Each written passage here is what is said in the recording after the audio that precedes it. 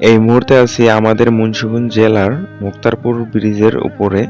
আজকে আমরা জানব এই মুক্তারপুর ব্রিজে কত টাকা ব্যয় হয়েছে নির্মাণ করতে এবং এই ব্রিজের দৈর্ঘ্য কত কিলোমিটার।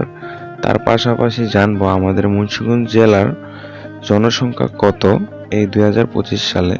তার পাশাপাশি জানব আমাদের এই মুন্সিগঞ্জ জেলার কত বর্গ কিলোমিটার এই মুন্সিগঞ্জ জেলাটা। সবকিছু থাকছে আজকের এই ভিডিওতে। তো চলুন ভিডিও শুরু করা যাক। আমি আছি আপনাদের সাথে কাউসার অন দ্য গো বাংলা। সবাইকে ভিডিওটা শেয়ার দিয়ে পেজটা ফলো দেওয়ার অনুরোধ রইল। ভিডিওটা ভালো লাগলে অবশ্যই শেয়ার দিয়ে দিবেন। তার পাশাপাশি লাইক কমেন্ট করতে ভুলবেন না। আপনারা কে কোন জায়গা থেকে দেখতেছেন আমার এই ভিডিওটা অবশ্যই কমেন্ট করে জানাবেন। তো চলুন আমরা প্রথমে জেনে নিই এই মুক্তারপুর সেতু উদ্বোধন হয়েছিল কয় সালে। এই মুক্তারপুর সেতুটি 2008 সালে নির্মিত হয় ধলেশ্বরী নদীর উপরে। এটি ঢাকা, নারায়ণগঞ্জ এবং মুন্সিগঞ্জের মধ্যে যোগাযোগের জন্য একটি গুরুত্বপূর্ণ সেতু। এটি ধলেশ্বরী নদীর উপরে অবস্থিত। এখন আমরা জেনে নেই এই সেতু তৈরি করতে কত টাকা ব্যয় হয়েছিল। তৈরি করতে খরচ হয়েছিল 208.35 কোটি টাকা।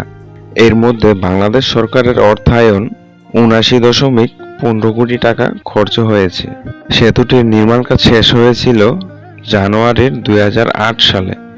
এই সেতুটির দৈর্ঘ্য হচ্ছে 1521 মিটার দৈর্ঘ্য, প্রস্থ হচ্ছে 10 মিটার, লেন সংখ্যা হচ্ছে 2টি, নৌ চলাচলের জন্য উচ্চতা হচ্ছে 18.29 মিটার। মুন্সিগঞ্জ জেলা সদর থেকে প্রায় 4 কিলোমিটার দূরে এই ধলেশ্বরী নদীর উপরে এই মুক্তারপুর সেতুটি। এই সেতুটিতে মোট স্পান রয়েছে 37টি এবং পাইল রয়েছে 126টি। বাংলাদেশ ব্রিজ অথরিটি এবং চায়না রোড অ্যান্ড ব্রিজ কর্পোরেশনের যৌথ উদ্যোগে ব্রিজটি উদ্বোধন হয়। এখন আমরা জেনে নিই এই মুন্সিগঞ্জ জেলার আয়তন কত বর্গ কিলোমিটার। মুন্সিগঞ্জ জেলার মোট আয়তন হচ্ছে 954.96 বর্গ কিলোমিটার। মুন্সিগঞ্জ জেলার আয়তন 2025 সালেও পরিবর্তন হয়নি।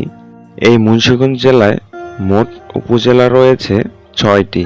এই 6 জেলার নামগুলো হচ্ছে মুন্সিগঞ্জ সদর, টঙ্গীবাড়ি, সিরাজদিখান, লোহজন, শ্রীনগর ও গজারিয়া। তো আজকের মতন ভিডিও এখানে শেষ করছি। ভিডিও ভালো লাগলে অবশ্যই শেয়ার করে দিবেন।